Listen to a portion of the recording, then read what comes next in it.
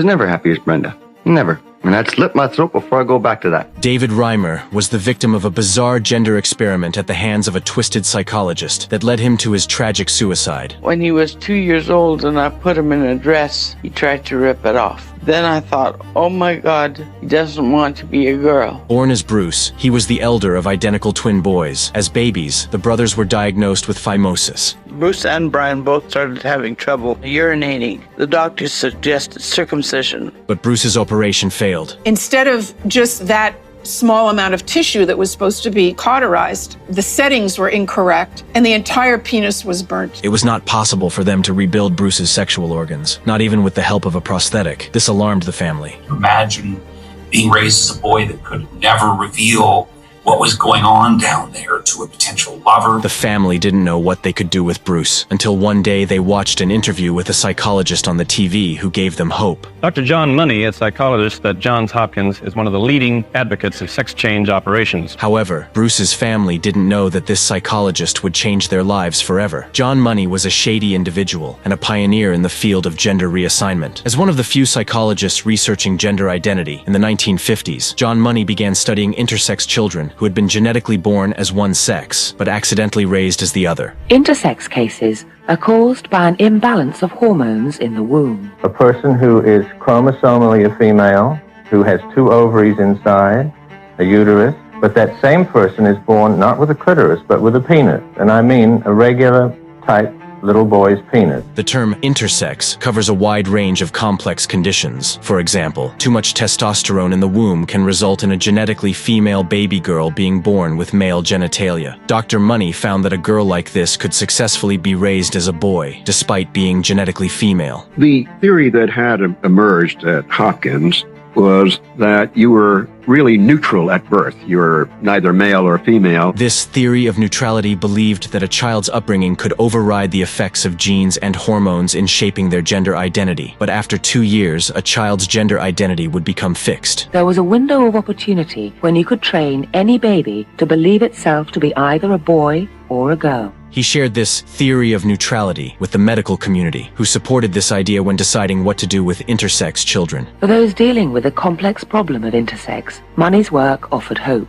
Dr. Money advised doctors to assign intersex babies with the gender which seemed most suitable and perform gender assignment surgery. To make matters worse, this inspired doctors to perform sex change operations on intersex babies, without taking into consideration how the patient would perceive themselves in the future. It allowed me as a surgeon to be able to deal with parents of a child who was a genetic male but had no penis and feel comfortable in saying we have a surgical solution because we have a psychological solution. After surgery, intersex children would be raised and socialized as the chosen gender. Back in the early 60s, gender assignment surgery had only ever been performed on intersex children. But Money's ideas went beyond the specific problem of intersex. Bruce's family contacted Dr. Money to find a solution to their concerns about how to raise their child. He had devised, he believed, a universal theory about gender identity, that we are all born with an unformed sense of being male or female. So, theoretically, any boy could be raised as a girl, even if he'd been born completely normal. At that time, Dr. Money wanted to prove that gender is environmental and not internal. As Bruce was still a baby, he was the perfect candidate for this experiment, and the doctor believed it was possible to successfully transition him into a girl. That it was going to be helpful to change Bruce into a female because he knew of the heartbreak and horror Bruce would have to go through living as a male. In 1967, the doctor met with the family to explain what they were going to do to nurture Bruce's upbringing, to raise him successfully as a girl. However, it is important to remember that Bruce was not intersex. This was the first time that Dr. Money's theories would be used to alter the gender of a completely normal baby boy. The process involved clinical castration and other genital surgery, followed by a 12-year program of social, mental, and hormonal conditioning. This conditioning had to be completely radical, forcing Bruce to leave his whole male persona behind. As Bruce was a baby, he had absolutely no say in this transformation. You're gonna give him a girl's name, and you're gonna put him in pink dresses and give him dolls, and raise him as a girl. On the 3rd July 1967, Bruce Reimer received his gender reassignment surgery at 22 months old. From this moment, Bruce Reimer was no more, and the baby was named Brenda. She would be raised as a girl, treated as a girl, encouraged to behave as a girl. This social, mental, and hormonal conditioning imposed by Dr. Money had to start at Bruce's home, and his parents had to be the ones reinforcing this new identity. If this experiment worked, Brenda would grow up with the body and mind of a woman, and Dr. Money's theory that nurture could override nature would be successfully proven. And then gave the parents instructions, if they go through with this, never to tell this child that he was a boy. Dr. Money quickly came forward to share the success of the operation. He also announced they were continuing to experiment with other babies. It makes it very exciting, don't you think, to live in an age of discovery of human personality this way? But in reality, Dr. Money had a secret reason to perform these experiments. John Money was sexually abusing those kids. Every year, the family would send Bruce, now known as Brenda, and Brian to Dr. Money, who told the family that he would reinforce Brenda's new identity on the child. In reality, he was taking advantage of them. John Money exposed the twins to sexually explicit conversations at a young age. At age 6, Dr. Money forced the twins to act out sexual acts, with Brenda playing the female role. Reimer recalled that Dr. Money took pictures of the twins in these positions, and if the twins resisted, the doctor would get angry. And he was showing them pornography in order to develop normally in terms of their sexuality. He believed that all children needed to be exposed to graphic sexual images. Dr. Money had rebelled from his conservative religious family to become a self-described missionary of sex, who advocated for open marriages and bisexual group sex. However, extreme public statements from the doctor appeared to endorse pedophilia and incest. And he was also for incest. He was publicly pro-incest. Money's experiment was wrong, and it wasn't easy for Brenda to adjust to life as a girl. I thought I was all alone. I had nobody. Brenda was bullied in school, and students threatened her with violence when she urinated standing up in the school bathrooms. It was caveman. It was freak. It was it.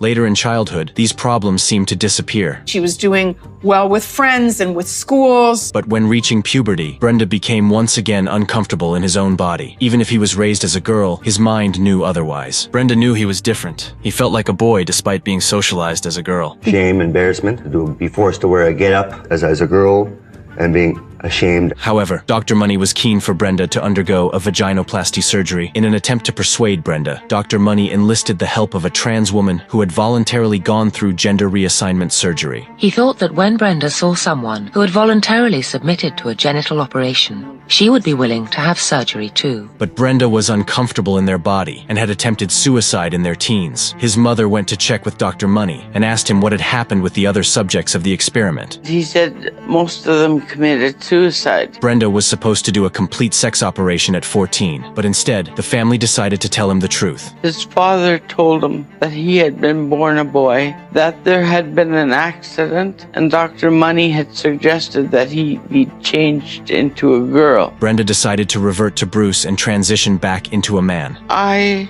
was joyful because he was more content. In the late 90s, Bruce went public to talk against the experiment and wrote a book about his experience. His book became very well known, and he gained a platform to talk about his experience. He didn't want any more children to suffer the way he had. His mission in life was to advocate for bodily autonomy and prevent further surgeries on children. At least until the child is old enough to make their own decision as to whether they want surgery or not. He also changed his name to David. He felt that he had been up against Goliath in the form of John Money and Johns Hopkins. Dr. Money couldn't accept that he was wrong. This was a doctor obsessed with proving that gender was a social construct by trying to change the gender of a child without affecting their development. He was trying to make history, and it wasn't working. He could not let go of the case. David managed to live a normal life. Got a woman who had 3 kids from prior relationships, so he was able to sort of experience what it was like to be a father, which he desperately wanted to do. However, everything changed when his brother Brian died of an overdose. David was extremely close to his brother, and the twins suffered enormous amounts of abuse at the hands of Dr. Money. He would go to the gravesite